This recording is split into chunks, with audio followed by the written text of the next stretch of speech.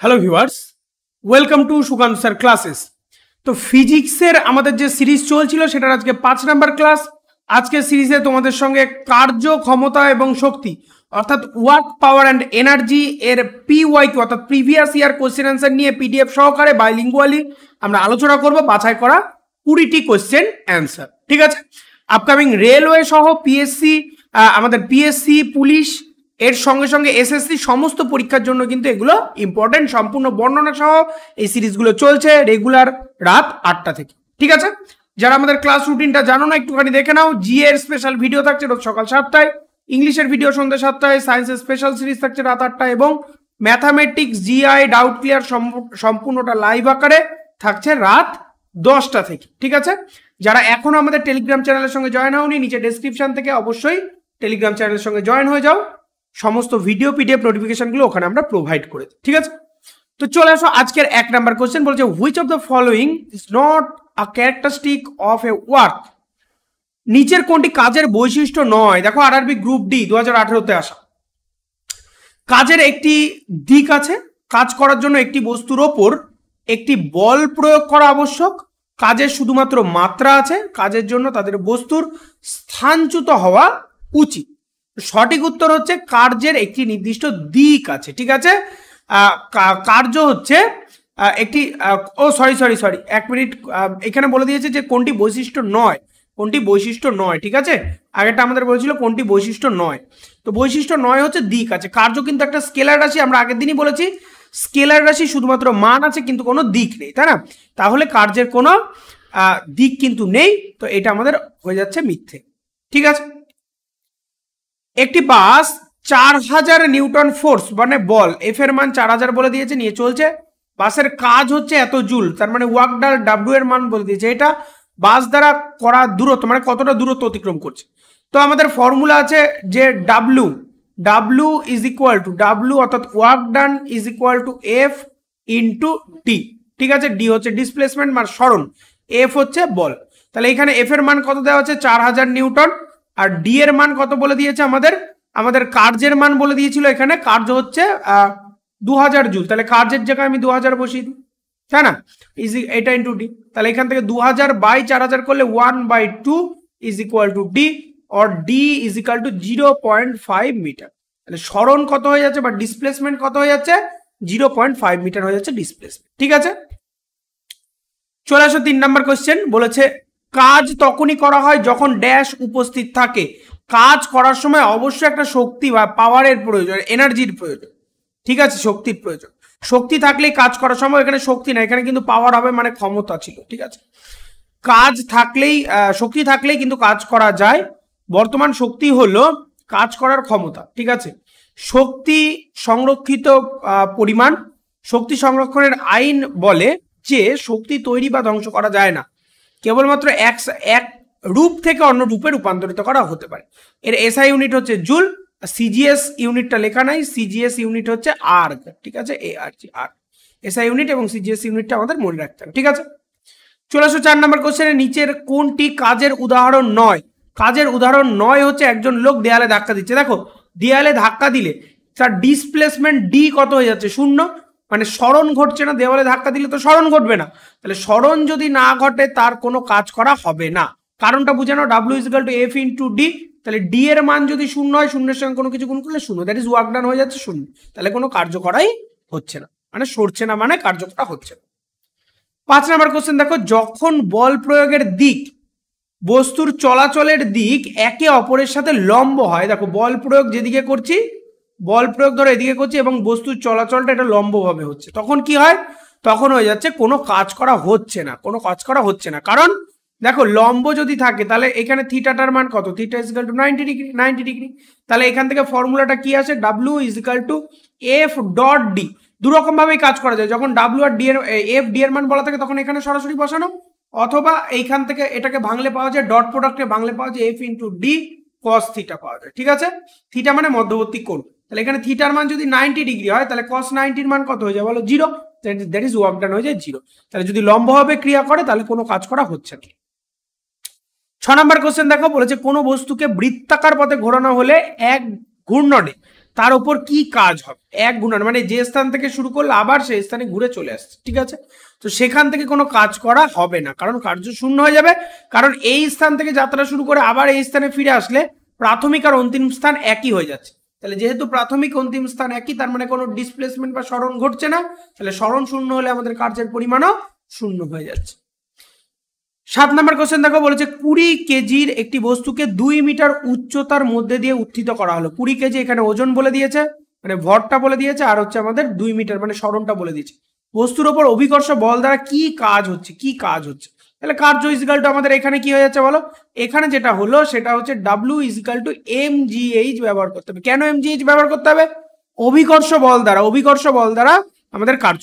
এখানে আমাদের কি কি বলে দেওয়া আছে, এখানে আমাদের বলে দেওয়া হচ্ছে ডাব্লিউ ইজিক্যাল টু আমাদের এম মানে ভর, এম মানে কি ভর, এম মানে ভর হচ্ছে 20 কেজি বলে দেওয়া আছে।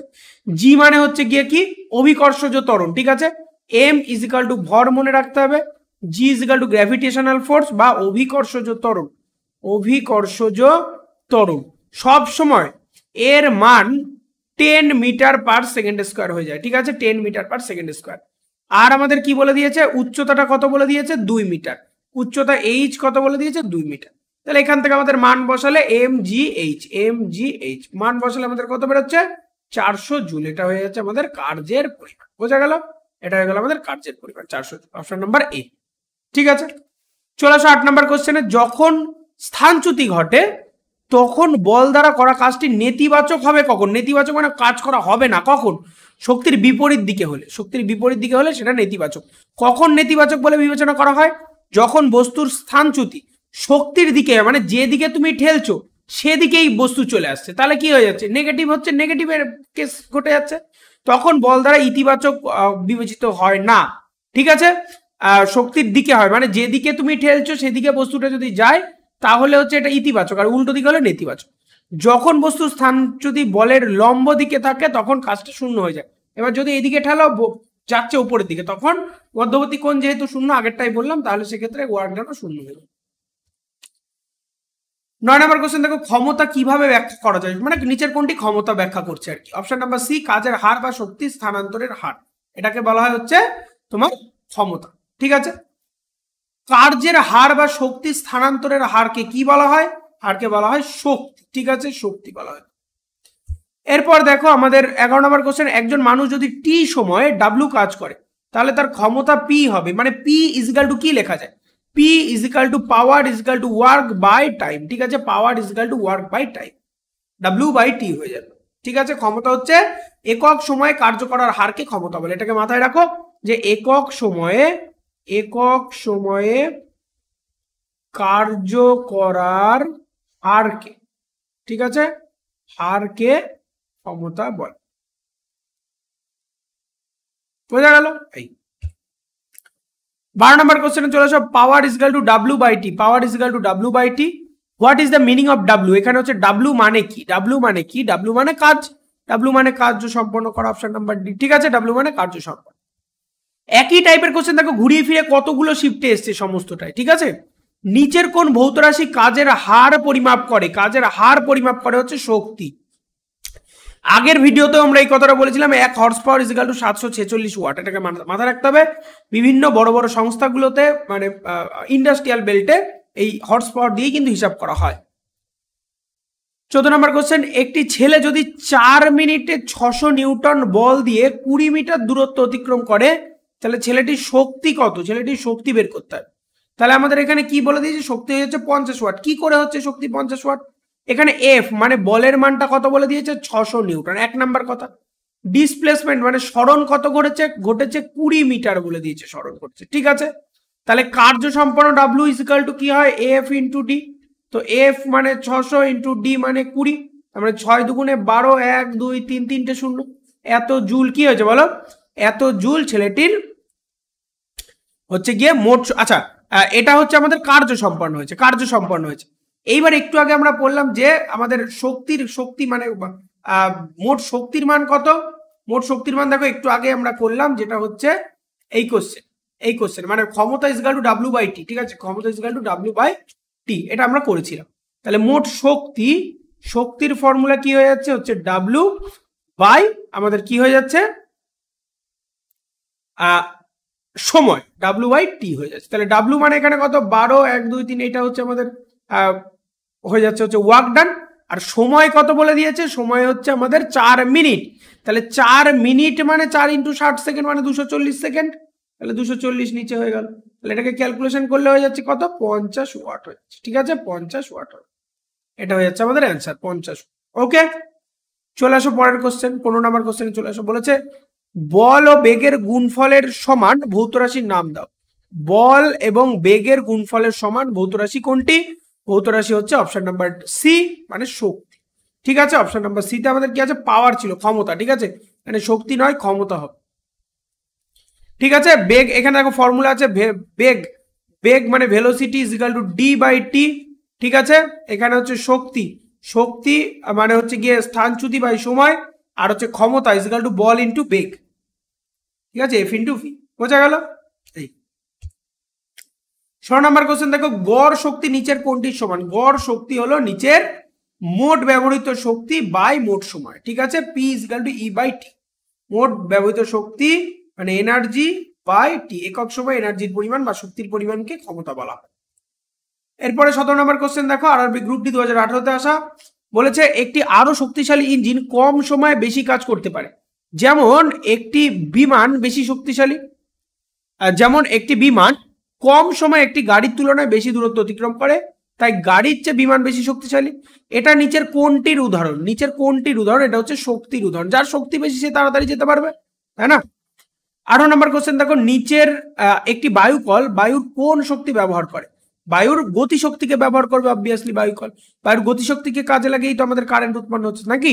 এই প্রসঙ্গে একটা তথ্য বলে দেওয়া আছে ভারতের 40,034 মেগাওয়াট অর্থাৎ টোটাল বিদ্যুতের 10.2% টারবাইন দ্বারা কিন্তু উৎপন্ন হয়। বায়ু টারবাইন দ্বারা মানে বায়ু স্রোতের উপর।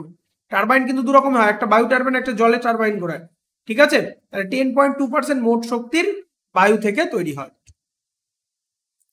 19 নম্বর কোশ্চেন দেখো যদি বায়ু প্রতিরোধের নগণ্য হয়, বায়ু প্রতিরোধের যদি নগণ্য হয় তাহলে অবাধে পতনশীল বস্তুর সম্ভাব্য শক্তি এবং গতিশক্তির যোগফল কত হবে?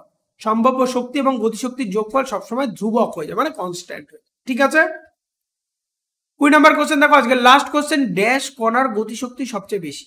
গতিশক্তি সবচেয়ে বেশি হচ্ছে গ্যাসীয় কণার গতিশক্তি সবচেয়ে বেশি, এবং গ্যাসীয় কণাগুলি অনেক ডিস্টেন্সে থাকে অন্যান্য কঠিন বা তরলের থেকে একটু দূরত্বে থাকে। ঠিক আছে তো এই হচ্ছে আমাদের আজকের 20টা কোশ্চেন অ্যান্সার ছিল। রেগুলার এই ধরনের সায়েন্সের সিরিজ পাওয়ার জন্য এবং অন্যান্য সিরিজগুলো আমাদের পাওয়ার জন্য, লাইভ সেশনগুলো পাওয়ার জন্য আমাদের সঙ্গে জয়েন থাকো নিচে টেলিগ্রামের সঙ্গে জয়েন থেকে। ঠিক আছে সাবস্ক্রাইব এবং লাইক করো, কমেন্ট করো তোমাদের যা যা কোয়ারিজ আছে এবং অবশ্যই শেয়ার করো। তো দেখা হচ্ছে পরের ভিডিওতে। খুব ভালো থাকো, be successful in your life.